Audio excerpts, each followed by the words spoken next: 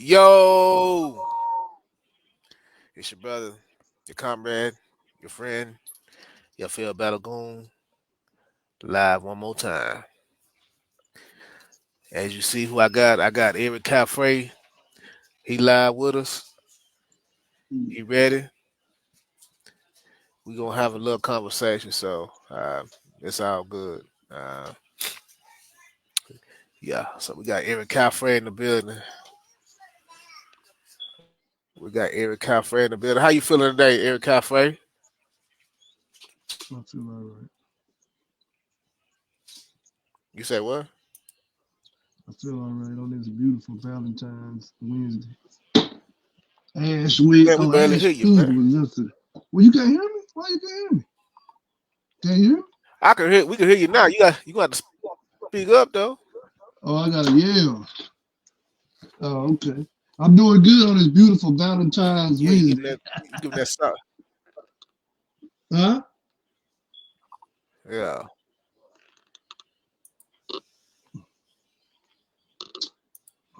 You say you doing good. Okay, good.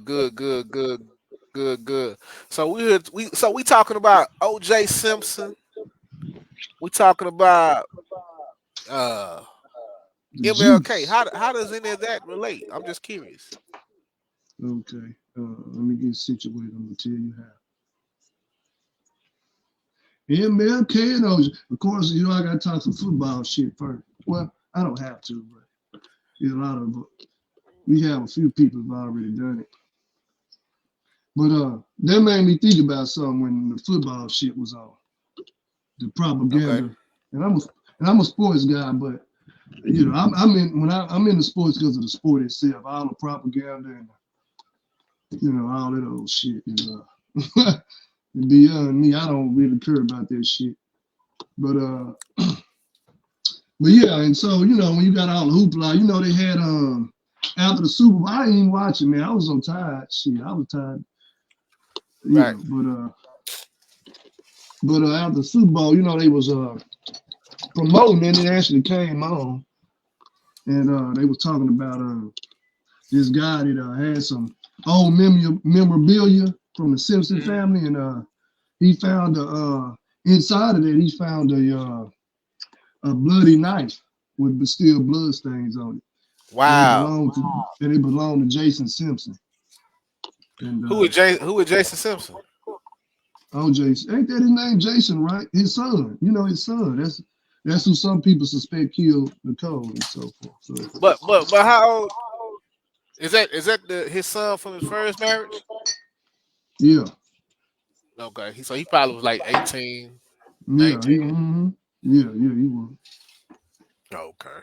Yeah, Okay. yeah. And so he said, he's so the headline was like, "This is a guy that says he has proof OJ didn't do it." And so he talking about this, and I guess one of the news guys asked him that has he ever been confronted or asked any questions about this as far as any law enforcement. He said no, ain't nobody ever questioned him about his findings, right?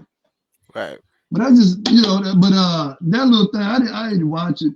I probably should have watched it before we jumped on, but I didn't want to get deep into the OJ case because really we had enough of that shit in fifth grade. Did you watch? What was you in the fifth grade? Adele Turner? I was an eight attorney, yeah. Yeah. See, it was either fifth or sixth grade, one of them. But we had enough of that. Did y'all watch the OJ trial in class? We did. Oh, see, yeah, we did too. We I did was, not. I was in the yeah, sixth grade. yeah. See, I was in Humphrey Lee using it. And so yeah, so we had enough of that shit, did man. Watch them get chased and shit, and then the goddamn case, and then I be in school watching it in the English class, language arts, whatever. Then I go home and my damn daddy watching the goddamn case. I said, man, Yeah. I ain't never seen so much about OJ in my goddamn life. Where's the football shit? But Yeah. Yeah. because at that age, you're not really into cases. I was into biopics when I was young, Hmm. historical shit, but like cases, I'm into that now. But at that time, I don't give a fuck about no long ass trial. Who gives a fuck? That's how I was thinking, And so, but people was into it because people want to know if this black ass former beloved athlete and sportscaster, is he gonna get away with killing this white woman, this white man? And he did. But anyway, yeah, man. But and so I, the case itself, I really didn't care to talk about the case itself, but that made me think about the fact that they call it the case of the century, Right. the OJ trial. Right. But since it's Black History Month / I Have a Dream Month, is it Black History Month or I Have a Dream Month? I don't know. But we go play it back a show we go do on that. We gonna break down some stuff. Black history, myths, and truths, which is a lot of people doing it, but I like to put stuff in political context and all that. But they call it a case of the century, but of course what other big case was going on shortly thereafter, right? And that's What case? the case of Mr. I Have a Dream himself, Mr. Martin Luther King Jr. You talking about James Earl Ray? No, the King family versus Lloyd Giles and co-conspirators. It Ah. happened from 1999, 98, 99. Okay. Yeah, and of course, that was spearheaded by James Earl Ray's attorney, William Peppers. Okay. And so it's funny how they call this, just to breathe out the political. It's funny that OJ's trial was the case of the century, and really it just goes back to how we look at racism, right? As a working class Black people, right? How we be locked in this little bitty elementary box, right?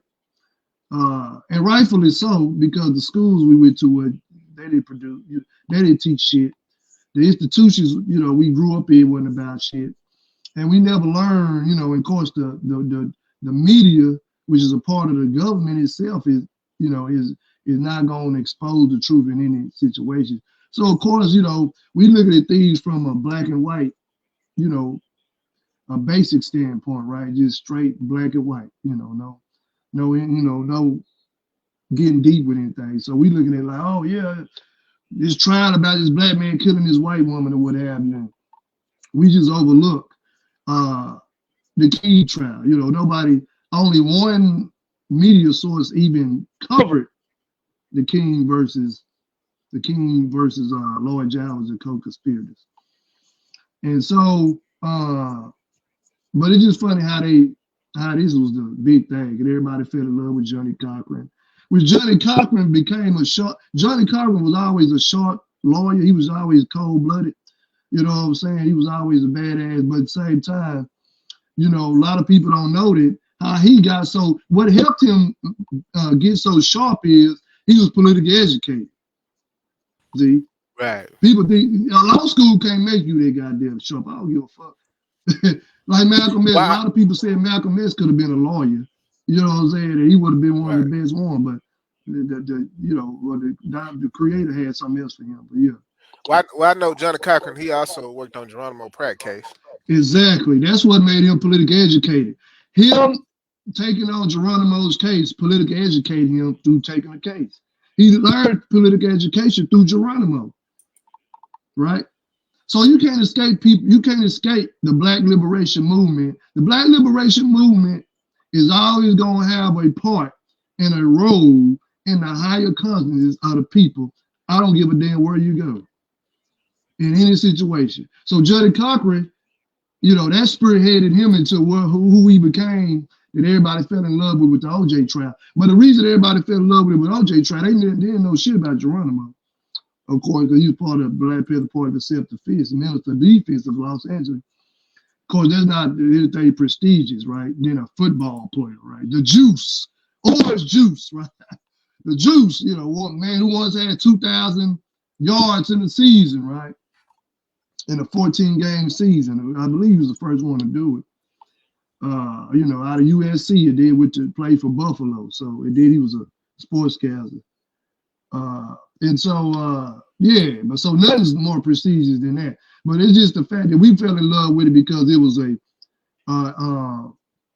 black, a prominent black attorney uh, fighting for a prominent black athlete about the murder of his wife and a a sneaky link, in other words. And so this was so important, right? Ah, But right. nevertheless, when Black History come, you hear I have a dream so goddamn much. Shit, you forget to have a dream when you go to sleep. You hear it so goddamn much. You know what I'm saying? Which is always it's always funny. I tell people all the time, when you know history, you know where shit come from. And when you see it again, you know where something come from. You can always analyze something from a standpoint of history because it down the line something in the past is already prepped you for something that's gonna happen in the future. Because with the Martin Luther King, I'm gonna get back on track. Because Martin Luther King wasn't even thinking about at the March on Washington, August 28, 1963. He wasn't even thinking about this I have a dream speech. He had already made that speech, which a little bit he used other words. He used those words, but I'm saying he mixed it up. But he had already made this speech in Detroit, not too, maybe a year or so before that. And but Mahalia Jackson in the crowd and stuff, and so she was touched by that speech he made in Detroit. So in the middle of him thinking about jobs and justice, which was the punchline of the March on Washington, jobs and justice, things of that nature. In the middle of him thinking about the punchline and what else he gonna drop, Mahalia Jackson inspired him, tell him about the dream, Martin. And so, after he says a few things, then he busts out, I have a dream, yada, yada, yada. But it's something he had already said in Detroit. And so, but people love, they play this shit to death in February, including black people, and they love him so much. But it's funny that you tuned in, which there was no tuning in to be had with the Martin Luther King case. But however, we all entertained by the O.J. Simpson case. And some of us never even looked into the MLK case, the actual facts of it. And so William Pepper found out his evidence through Donald Wilson, a former FBI agent. Of course, then later on, Lloyd Giles, who was the owner of Jim's Bar and Grill, and not too far from the Rain Motel, he was a part of the conspiracy, right? He gave a confession to media sources in the early 1990s, before the OJ case, actually. And what did he say? What did he say? Well, he gave some contradictory statements, but his first confession was that he was a part of the. He always maintained he was a part of the conspiracy to kill Dr. King. He said he was in on it. Him, the Memphis police, the United States military, a couple of mobsters from Louisiana, and so all these people was conspiring to kill King, and he was in on it, right? And so, and some of his stuff is like, okay, whatever, but and then you look at the court case or whatever, you're like, oh, okay, so some of it was just, he could be just talking, but he was found guilty as a co-conspirator later on. But the Donald Wilson's testimony and findings seemed to be more accurate, according to what the jury heard, which the jury was 6 blacks and 6 whites, and they found them all guilty. The FBI, the CIA, the United States military that we love so much, that this dumb fuck, the Jones, the defensive line from the Kansas City Chiefs, who shed a few tears over this damn national anthem. I guess he was crying because maybe he thought about Dr. King's case at that time, and it made him cry right before the Super Bowl when they were singing the national anthem. But anyway, but yeah, and so when William Pepper learned of these findings, because he was James Earl Ray's attorney, and of course, the media always gonna lie to you. They don't lie some of the time. They lie all the goddamn time. And whatever it is, they're gonna lie about it. They may lie about the color of the shirt. It's gonna be something they're gonna lie about in the media. So of course, with these high profile assassinations, they're gonna mix some stuff up. And so people for a long time thought that James Earl Ray confessed to killing Martin Luther King or assassinating Martin Luther King, which he never confessed. In fact, he never said he did. He never said he was there. He pleaded guilty, but he pleaded guilty in the case of Al Ford. Are you familiar with that, aren't You said which case? you? The case of Al Ford. Educate And me. what? No, the Alfred plea. In other words, the Oh, okay, Alfred that's plea. me. Okay, yeah, Yeah, okay. the Alfred plea. In other words, you plead guilty because you feel like it's in your best Well, that's interest to it. do Yeah, so. right, Yeah, you don't. It ain't saying that you're really guilty. It right, ain't a confession. It ain't saying Eh, I'm guilty and I done the shit. Yeah. right, and that's how they came up with the term Alfred plea. Right. Exactly. So yeah, and so that's what he did, but he never said he was a part of the conspiracy to do it. But Lord Giles said that he was, right? He said he received the rifle after King was shot. He received the rifle at the back door of his establishment right after the shot. And he had a taxi driver friend that took the ride. He broke the rifle down all the way down, and then his friend took it to wherever, and that's what happened. Mm, Yeah, and so and of course, but Donna Wilson, the Donna Wilson stuff gets into William Pepper was more interested in that because it gets into the police escorts and the two black firefighters um, that was taken off duty that same day or the day before. right. They were taken off the duty of watching the Rain Motel. And one of the guys who was an escort for Dr. King and those who were supporting the sanitation workers and the sanitation strikes, they were taking off their posts out of the blue, right? And so you already know what happened with that. And so they got into all of that, who was a part of and things of that nature. And of course, they concluded that Dr. King was shot from the basement of the firehouse, actually.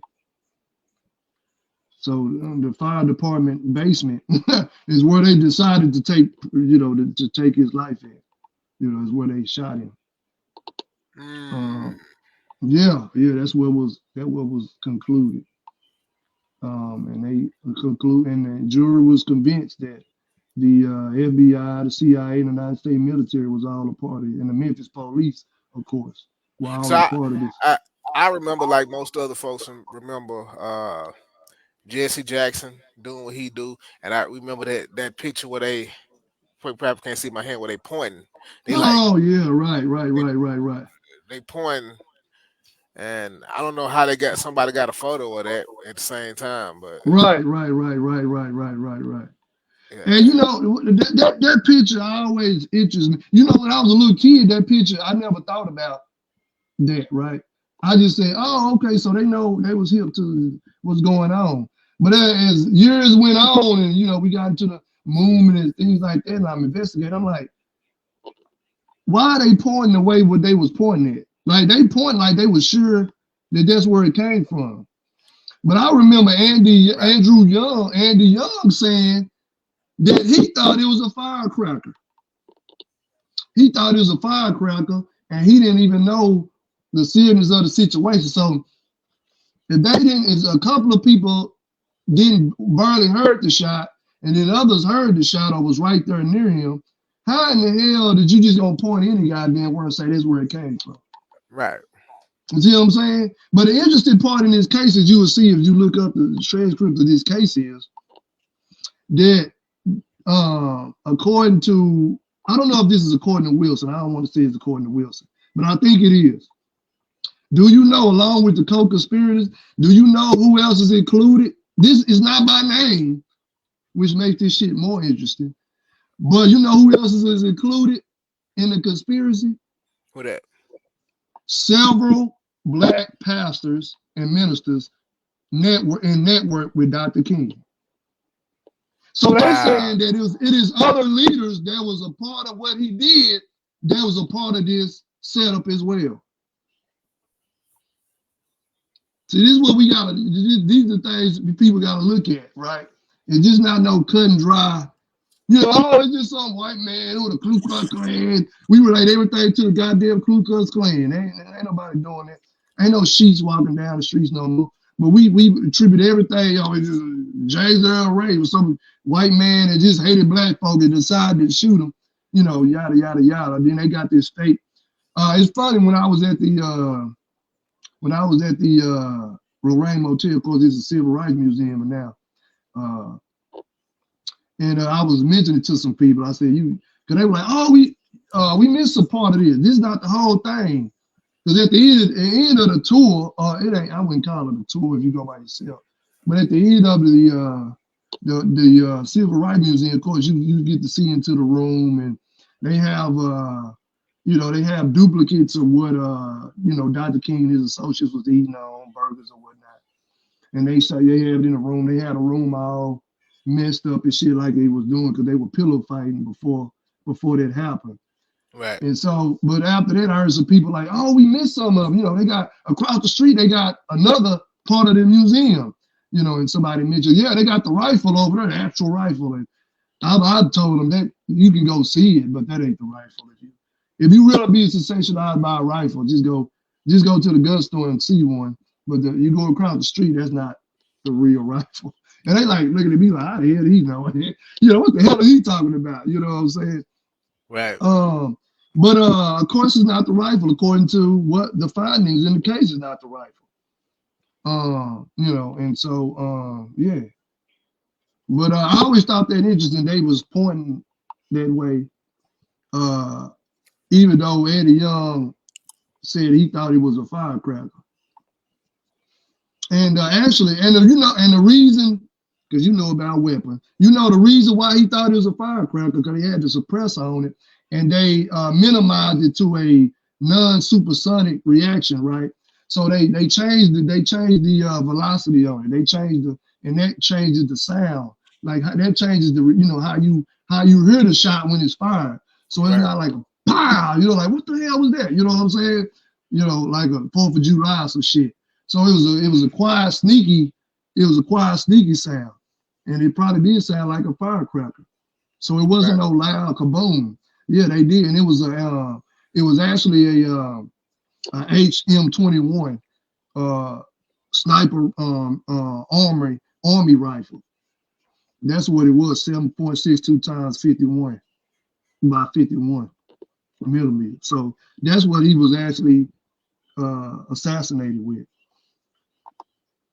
And wow. So yeah. But it was interesting to me. That was my first time I saw in that case that, wait a minute, they said other African American ministers and community leaders took a part.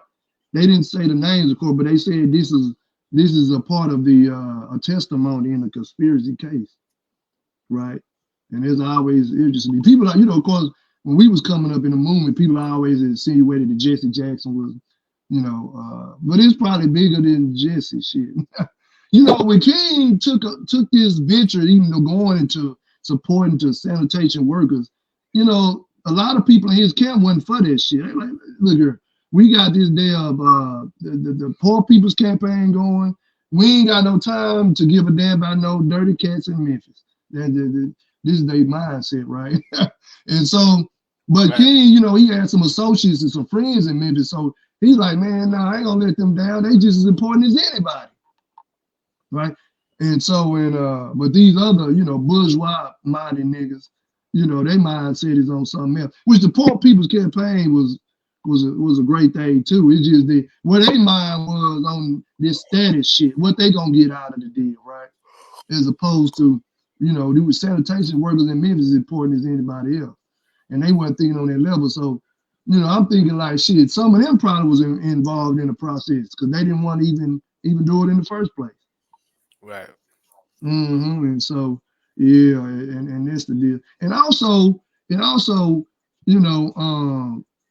with the narrative behind the case too, you gotta think another thing too. Have you heard this? I'm sure you heard it. I've never seen a video on it. I forgot to look it up. But You probably heard like Dr. Umar and other people, not just him, just other people in the quote unquote conscious arena who pushed this narrative that it was a confession by a white nurse that the doctors that was operating on Dr. Yeah, King. smothered him. Yeah, smothered Yeah, him. right. I don't know what you think about it, but we know about weapons. And I'm not trying to make it look like we some Captain Commandos, we some GI Joes and Snake Eyes and shit. But according to the findings of this case, the rifle that he was shot with, you would not need. See, that's and when I start hearing that, right, it's two things that I think about, and one of the things is that, you know, I mean, we can't be that dumbfounded when it comes to the knowledge of weapons. For people that's always talking about they want to defend themselves and they agree more with Malcolm X than Dr. King, and man, these motherfuckers ain't gonna do this to me and yada yada yada. We gotta be more knowledgeable of weapons because there's no way in hell that anybody shot with an XM21 or anything that got any kind of any military rifle, any rifle period. Anybody that's shot with that caliber is gonna survive. I don't give a damn unless they 3,000 feet away. You know what I'm saying? But I'm just saying. And he was about 60 yards away, maybe close to not quite 100. That's a football field. He probably wasn't even 100 yards away from the assassins. So you talk about this short of a distance. You actually think King gonna survive this? They shot his whole jaw out, and a bullet came out and re-entered his spine. Right? So I'm saying, and when people first started talking about that, I said I would just break out and tell them, like, there's no way in hell he gonna survive this. And even if that doctor or whoever it was, even if he did do this, he didn't have to do it. That's the point in all this. But we want to always point out individual racism somewhere. That's that black nationalist, black capitalist, and those who in that arena get upset with me or not. It don't matter. But this is just the truth is that people always want to build this individualistic. You know, we always want to take an international approach to something and make it minute. And we think we being deep with it. I found something that you know that Dr. King was actually giving some vodka before he died or something, you know, by this white mad scientist. We always want to minimize something that's international, right? And to bring it down to this individual doctor who was white and yada, yada, yada, he hated niggas like a million other white people have. Like we never seen that shit before. You know, and he comes in and he smothers Dr. King right before Dr. King is about to tell Coretta, give me a kiss, baby, or something. You know what I'm saying? Type shit. You know what I'm saying? And it's like, you can't be that goddamn dumb. I think some people should have been training with us when we, you know, doing our training. More people should have been training us with us than we had. That's what I start thinking when people thinking like this. Because that doctor didn't need to smother this man. His damn face was shot off. Half his jaw. People don't, you know, there's something, like I said, there's a lack of understanding the military science. I mean, it ain't really just military science. It's just the lack of knowledge of weaponry that we have, right? To even entertain a thought like that, right? And I'm not coming up for this supposed doctor. I don't even know who the hell he is. Because I believe Bernard Lafayette, maybe Bernard Lafayette and Ralph Abernathy, I believe they were in there when they were trying to revive, to bring him back to life, right? Which, like I say, was an empty attempt regardless. Because the way he was shot, it was over with. He bled to death before he even got to this hospital. And so, but I believe Bernard Lafayette or somebody, a couple of people was in there when they were trying to do this, right? Supposedly they were trying to kick him out and they said, no, we gonna stand here, this and so. So why they never reported about this evil white doctor smothering Dr. King when they was present? I don't understand, but this nice, lovely white nurse comes along out of nowhere and says that she witnessed this. And it didn't take long for them to figure out, hey, he won't be revitalized. Like, it's over with. You know what I'm saying? And like I said, it's not a tip for me to take up for them, but I don't know who they are. I know the actual facts. And I've seen that the scene of the crime on film in black and white and in color. I've seen it. Right. And I'm saying that the You been to person that you say you been to Lorraine Hotel too, right? no, I have, but I'm talking about I've seen on film. You know, they got film now, that footage of that shit. But I've been there. Yes, I did. That's why I told Khalid Rahim that they got a big poster him standing up about 6 foot tall in the Lorraine Motel. But he never seen it. He never been there. So he said somebody else told me. I said, yeah, you in there. But yeah, so I'm looking at this scene in the crowd like, what are y'all, like I say, we taking the international, and we bringing it down to this minute little racism because we want to hate white folk and all. Look here, it was a white person that pulled the trigger in the first place. You don't have to take something that's international, right? That's what we do a lot of today. Instead of coming up in the revolutionary, the old school revolutionary way is that we look at the facts and we stick to that. We show the contradictions, we organize around these issues, and we bring out the truth, and we let the people decide if they're gonna have a strong support of the revolutionary process or not. But all this old stuff is make-believe. It ain't saying it may not be make-believe, but I just said all this taking things from the bigger picture and putting it to this small, minute thing. I think we mess ourselves over sometimes. The big thing about Martin Luther King's assassination don't got nothing to do with this goddamn mad scientist, Dr. Jekyll, Kevorkian, and whoever the fuck he's supposed to be. That don't got nothing to do with what happened.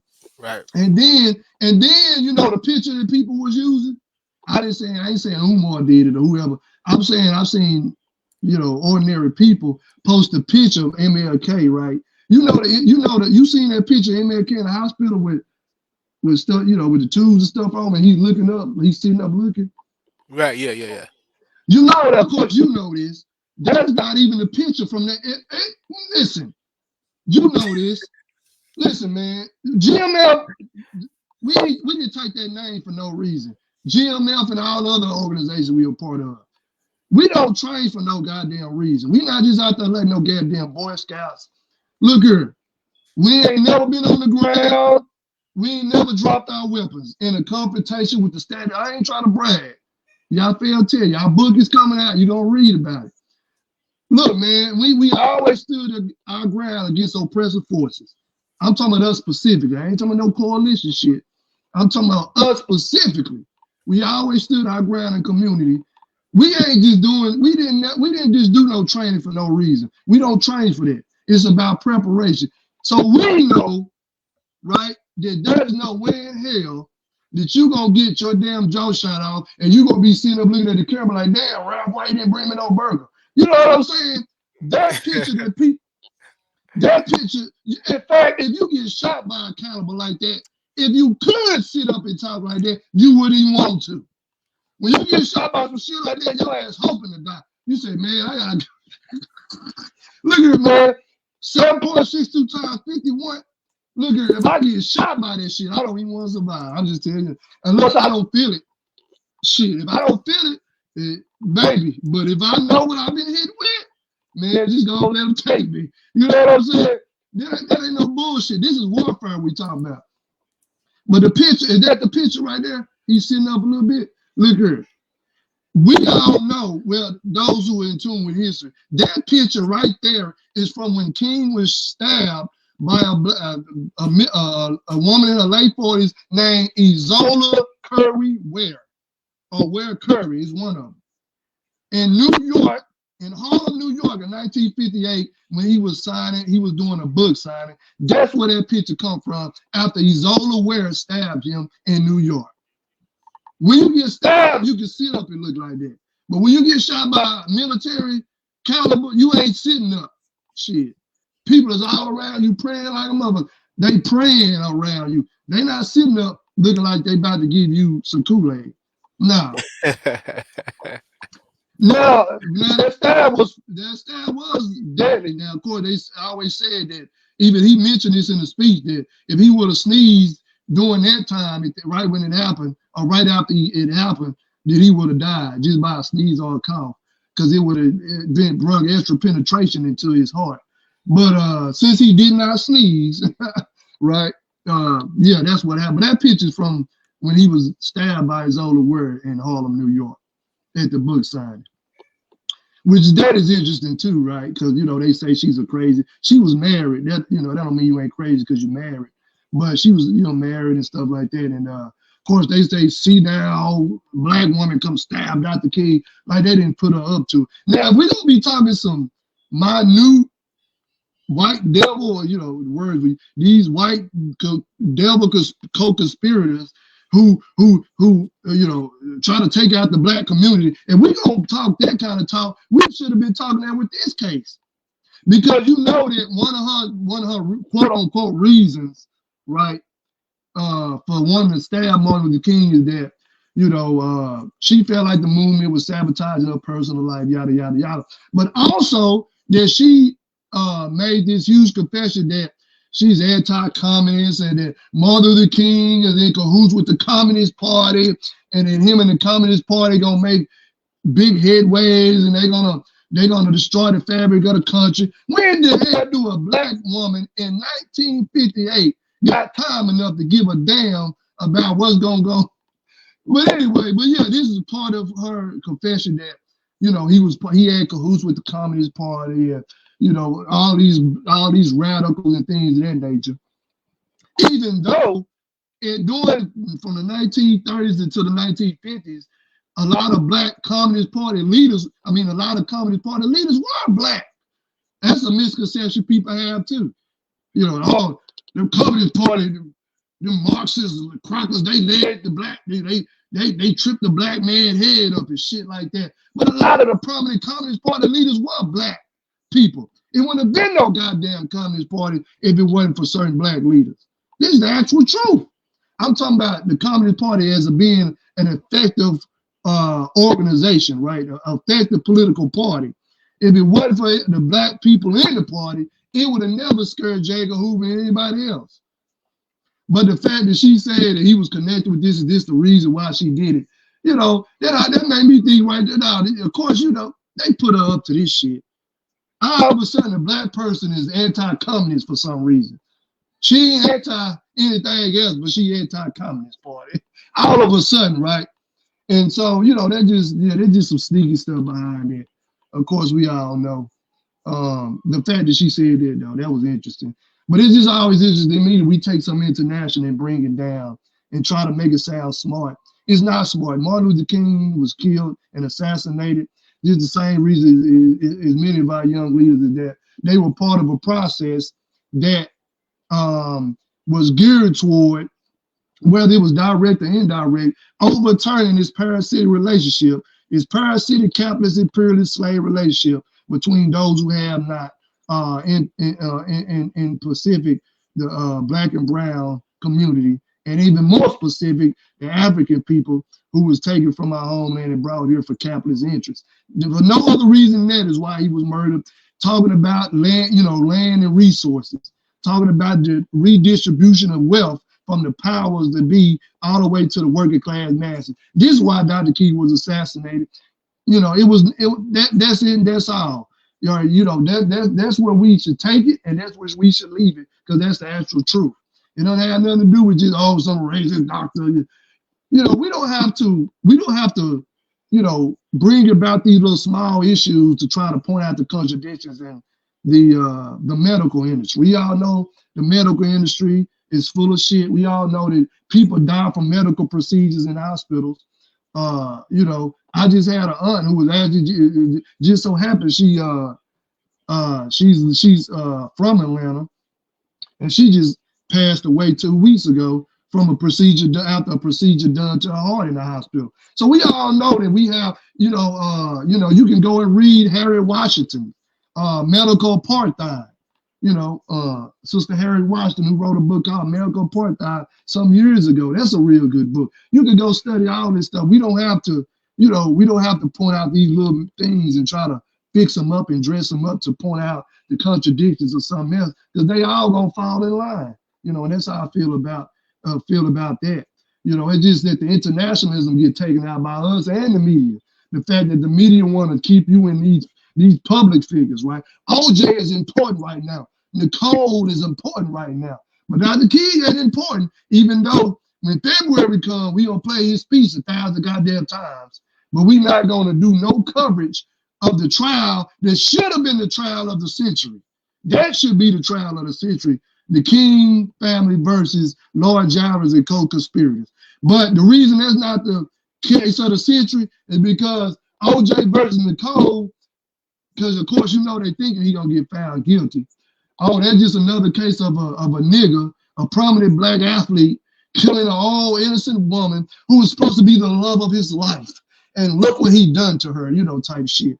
Okay, as opposed to the Key family winning this lawsuit, they won in 1999, wrongful death, winning this lawsuit against not only Lord Jarvis and co-conspirators, but the FBI, the CIA, the military, okay, the military, the United States military and Memphis police, okay, because they know, okay, during the Super Bowl, you're going to feel a certain way. You may not have jokers like Jones crying and shit, or maybe he would still do it. Crying during this national anthem, because, if you have exposed a long time ago that the United States government and the military that we supposed to love so much, our troops, right? Oh, support our troops. Tell that to the goddamn government to send them every goddamn word. But you want people to support these troops. These same troops is who killed, assassinated Dr. Martin Luther King from their goddamn firehouse, along with the Memphis police and the United States government and FBI. And so these kind of things can be discovered amongst a general population. But OJ not killing or actually killing Nicole, whatever the case may be, that can be talked about all day because it's something that minute, it's individualistic. It's something that you talk about, oh, it's this family versus that family, as opposed to the United States government actually has a plan to always sabotage, to assassinate, or to make a political prisoner out of anybody just for liberation struggle. Wow. This has been a pretty deep conversation here. Wow, wow, and I like how you more or less kind of summarized it up right there on everything. Wow, wow. Hey, y'all do us a big favor because we like when we have Eric Cafe, on this platform. He part of this platform. He helped build this platform, and we're grateful to him. Uh, do me a big favor. Like, share, subscribe to the channel. I didn't say that in the beginning, and sometimes I'm a little off. I should say that in the beginning. But if somebody watched up to this point and they not, you know, hadn't subscribed, then do so. Turn on your bell notifications, all that good stuff. You know, Eric Cafe was talking some real stuff here. You know what I mean? And we talking about subjects that not oftentimes discussed, not oftentimes talked about. Because I remember that I was around during that time, and he was too. And I remember just being blasted with news information about O.J. Simpson at that particular time. And like I said, we was in elementary school, we was watching it every day. We watched Right. the trial at least 30 minutes a day. We discussed it. We Mm-hmm. even did some reports on it. You know what I mean? Wrote some Right. papers on it. So Mm-hmm. uh, that probably was similar for our kids in elementary school in 94, 95, 96, somewhere in there, wherever that occurred. Uh, we did that, especially if he was black. If he was black, it was like a unifying thing. Like it was Right. yeah, Right. it was really racial at that particular time. And I, Right. I Right. don't think that many people at that time really expected him to really beat that case, especially if Yeah, he they was did. black. And if he didn't beat it, we was gonna say they did it because he black. You know what I mean? Right. Right. Right. Uh, Right. Right. but Right. one thing that stick out with that case is the glove. I think is, and I'm paraphrasing because I'm saying it wrong. The glove didn't fit right or something, and they Yeah. said that if the glove don't fit, you must have quit. I That think Johnny that's Cochran said this. Yeah. yeah, that's what Johnny Cochran said. So, uh, do us a favor, like, share, subscribe. We're gonna go ahead and put it out here. We're gonna go ahead and put it out here. In advance. Eric Caffrey gonna be back with us in 2 more days. You know what I mean? I don't know how we're gonna pull it out, but we're gonna do it. He gonna be back with us 2 more days to discuss some real critical information. So we're gonna keep it going, man. We're gonna keep it going. Share this information. Subscribe to the channel, and we appreciate y'all very much. We're gonna get back with y'all. And that's basically. You got any closing thoughts? No, but I did want to say, man, just imagine, because you said that, just imagine if we'd have been doing reports in school. Of course, we would have been in middle Hmm. school a few years later. But just imagine if we were doing reports on the King case as opposed to the OJ case. Just I think how big an impact that would have had on our psyche. Because to be Right. honest, I was doing that shit in the fifth, sixth grade. After that case was over, I didn't think about OJ no more. I mean, I heard he was still a sportscaster. I believe before that, I think it may have been before that. I don't know if he got He was rehired. But sportcast I, before that, but after that, he yeah, wasn't he no more. was, yeah, because he was with NBC. I remember hearing him. So yeah, so I mean, I didn't think about OJ or Nicole or Johnny Carter or anybody else after that. I forgot about them.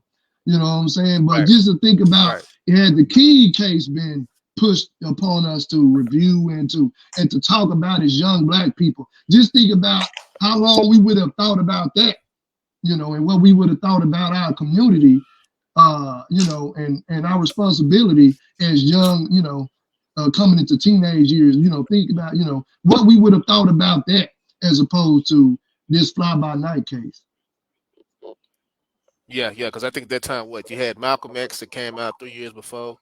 Uh, Mm-hmm. so that was pretty big thing because everybody started wearing the Malcolm X hats, The and then X you hats, had hip right, hop. right. Yeah, you had hip hop doing this thing. You know what I mean? Mm-hmm. Right, right, Certain folks making music. So it was prime. That would have worked out perfectly. But you know how it go. right. You know, Right, the media do what they do. right. Yeah, Yeah, that's why the we media can't do rely what they on do. But them. Right. other than that, we're gonna get back. No, we can't. We can't. So other than that, we're gonna get back with you. Hey, share this. Hey, share this info. Share this live for me if you can. We definitely appreciate you. Peace, power, and prosperity. Yafeuh Balogun, Eric Frey. Peace. Peace.